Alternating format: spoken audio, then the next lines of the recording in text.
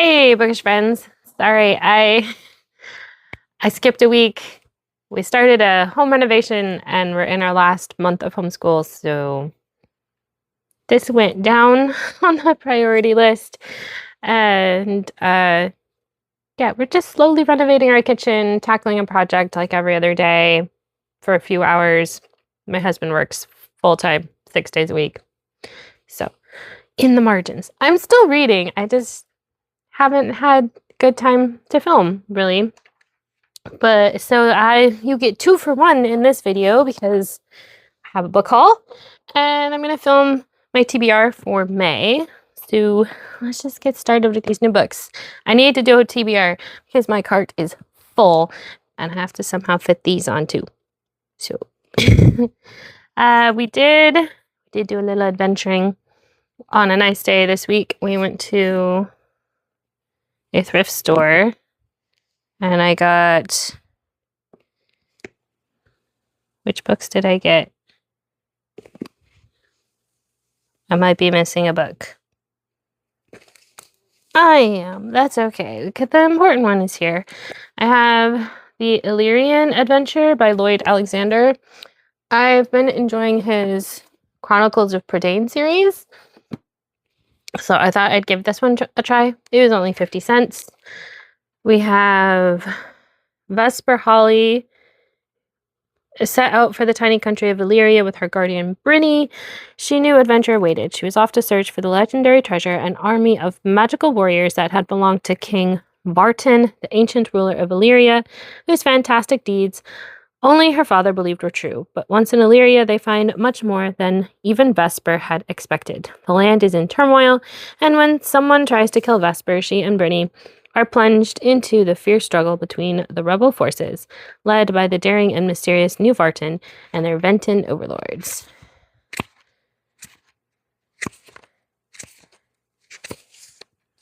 There's a cool map.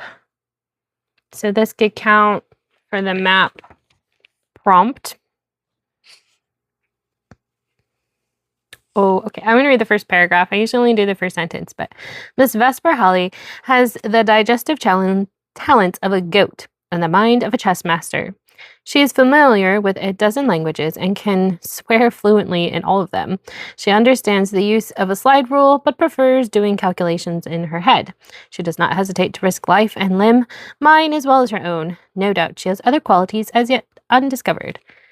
I hope not. It's fun. I did get a couple books off of Thrift Books. One of them is the first book in the Miss Mantle Chronicles. I found book 2 for 50 cents at a library book sale.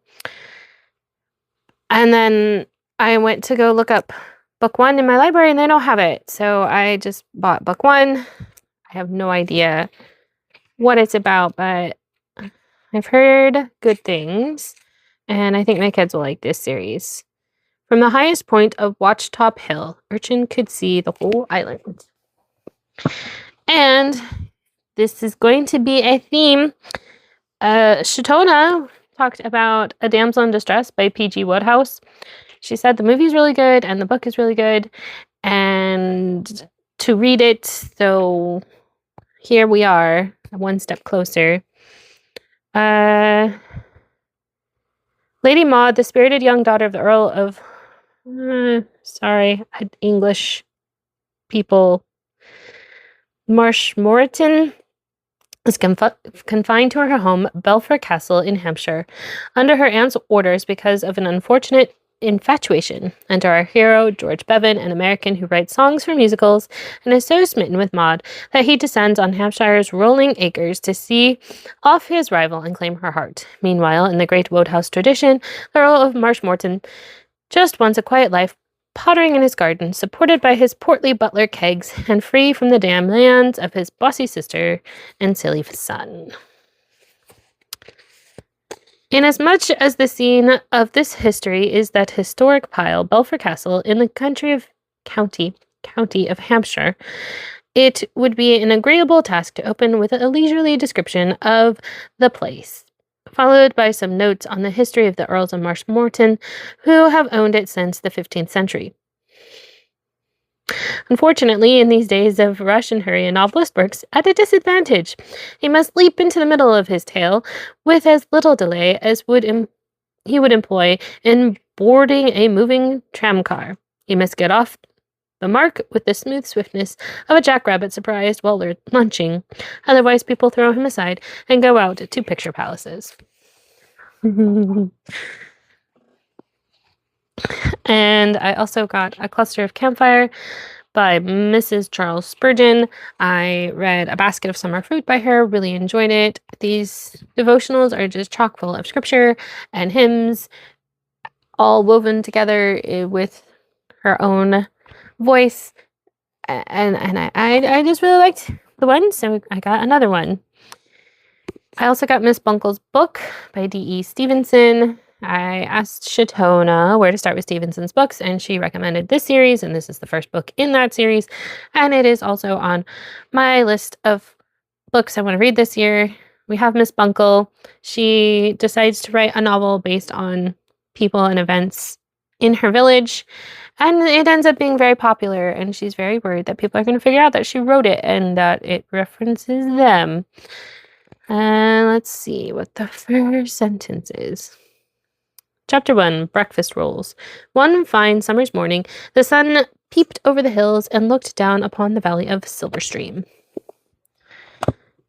And I went to Goodwill looking for something else. Went through the book section, found an Agatha Christie I haven't read yet, 13 at Dinner. This is a Poirot mystery. There's a beautiful actress, made no secret of the fact she wanted to exchange her husband for another, still wealthier. So when he is found murdered, all eyes turn to her, especially since she was seen entering his study only moments before the body was found. She asked famed Detective Hercule Poirot to help clear her, but how can he believe in the innocence of a woman who tried to hire him once before to get rid of her husband? Agatha Christie is not known for great first sentences. The memory of the public is short. Not bad. And I have A Gentleman in Moscow. I wasn't really interested in reading this book, but I have heard good things from people whose reading tastes I trust, so I went ahead and picked it up. We have a man who is an aristocrat, but the Bolsheviks kind of boot them out, and so he's put on house arrest in this hotel and has to stay there the rest of his life. Again, we have a map. I'm going to be spoiled for choice for the map one. Okay, this is at 6:30 on the 21st of June, 1922, when Count Alexander Ilyich Rostov was escorted through the gates of the Kremlin onto Red Square. It was glorious and cool. I don't normally share kids' books. I got a whole bunch of them at thrift stores this month, but I liked this What is a Flower one because it not only tells kids what a flower is, but they have all sorts of different examples, and they are so kind as to label them. Book with real flowers, all nicely labeled. So I thought I would share that one. Oh, I do have a book I bought. I don't have because I've already read it and passed it on to a friend. I got The Other Bennett Sister by Janice Hadlow. This is the possible story of Mary Bennet from Pride and Prejudice. There is a little bit of overlap with Pride and Prejudice, but it's only like 75 pages out of the 463 of the book. And I quite enjoyed it. I'll talk more about it in my reading wrap up for the month. But yeah, I got that one. Can't read the first sentence. Because like I said, I've already loaned it out to a friend. That's all the new books. And now I need to pick some. I got The High King, which is the last book in the Chronicles of Prydain series from my library. We just went today. There's nothing about what the book is about. This is the 5th book in the series. Don't want to say anything about it anyway, because spoilers. I've been enjoying this series. It was recommended to me by a friend. Oh, it also has a pretty map on the end papers. I've got finished 5 series on I want to accomplish this year. I haven't finished any series this year. And I think I'm going to count catching up to continuing series as toward that goal as well, especially if it's a series that has more than 3 books, because there's several series that I'm reading that are still being put out. So that's toward that goal. And I want to read Crosswords by Shatona Havig. This is one of the Bookstrings books, and it is the Indie Book Club pick for May. And the Read Your Bookshelf Challenge includes a place, and Crosswords is the name of the bookstore. So I'm going to read this one for that. 2 believers and 1 skeptic walk into a Christian bookstore. Worries ensue, including crosswords. Crosswords has thrived for over 50 years, and Shiloh Scott runs it with equal parts scripture, encouragement, and wholehearted hugs. So when she moves the store to a new location, she expects shelving chaos. She does not expect to learn her nephew is done with Jesus. Judah Hensley isn't rebelling. He isn't doubting. He's never really believed. The last thing he needs is a spring break spent hauling Bibles or a summer of cheerful, blessed days. Unfortunately for him, Panda Marie, sunshine with a bed of fish named Sushi, has questions and opinions and a stubborn refusal to get him to hide behind sarcasm. Their banter crackles, their arguments dig deeper, and somewhere between cinnamon roll diplomacy and alphabetizing devotionals, Judah's certainty begins to wobble. We also have Milton, the bookstore doctor, who will come and save the day in some way. A new chapter of Shiloh Scott's life would begin as soon as she decided which page to turn. Definitely reading this one. I just realized I haven't looked up what the Jurassic challenge prompt is for the month. Oh, I do have a book I am on the street team for, which is Off the Beaten Path. This is another anthology being put out by the Mosaic Collection. It comes out the first week of May, and I don't know if this will be the case when this video goes live, but they still had the pre-order for 99 cents.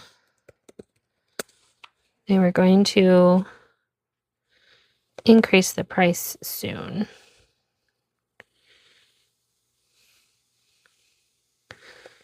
Going to see.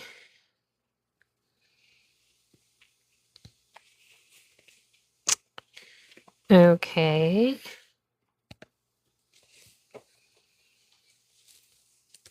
It's hard to type and talk at the same time. See if I can find it on. Oh, so why is Goodreads not loading?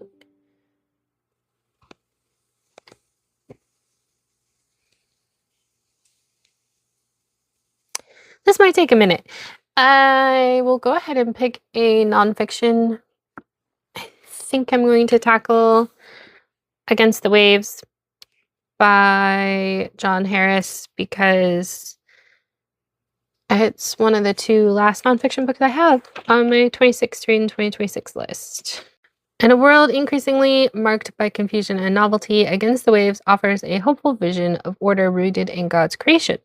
This book confronts the disorientation of our age, calling for a return to divine order, natural relationships, and strong localized communities. Introduction. There is no malady afflicting the modern world disconnected from the rejection of divine order. Okay. And Off the Beaten Path. As the people in the store struggle to find their way, they must navigate wedding plans overshadowed by family drama, witty banter, culminating in a motorcycle ride through the mountains, a job loss that opens the door to a sweet future, language barriers complicating an emergency delivery, and a small town festival tainted by betrayal. Looks like there's 1, 2, 3, 4, 5 different short stories by 5 different authors. These short stories are novelettes because 386. So they're not quite 100 pages each. And May 15th, I will be starting a buddy read with my friend of War and Peace. Don't know what it's about. Don't really need to know. It's a Russian novel. It's going to be long. We're going to be reading about 20 pages a day for the summer.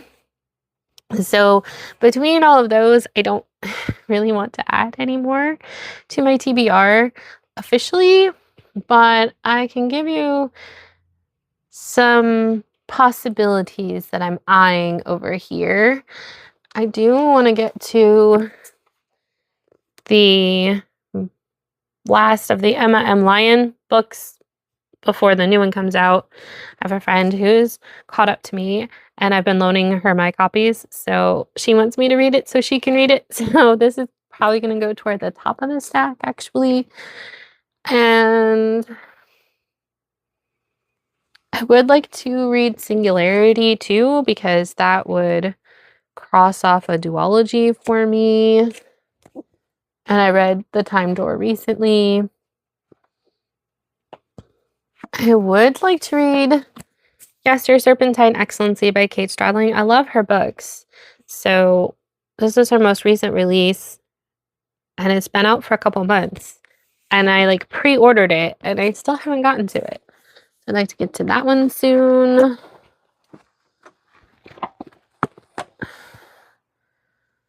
I also have down here Shivering World by Kathy Tyers. I don't know if I want to read this one before I continue the Firebird series or not. And I would like to read Uckridge by Wodehouse. I'm not sure if this is the second book in a series. I don't know if there's any more in this series. Let's see. Oh, that's just the ones coming out after this one. So I don't know. I'll look it up, see if there's more to read. And let's see. Against the Waves is on my 26 read in 2026. I still have Caller, Murder and Postscript, Above the Circle of Earth, The Burning Tree. I think the Air Affair might be on there too. So I should probably have this up here as well. So yeah, this is what I plan on reading in May. Let me know what you plan on reading in May. And I don't know if I'll be posting regularly or not. So sorry. But until the next time, whenever that is, happy reading.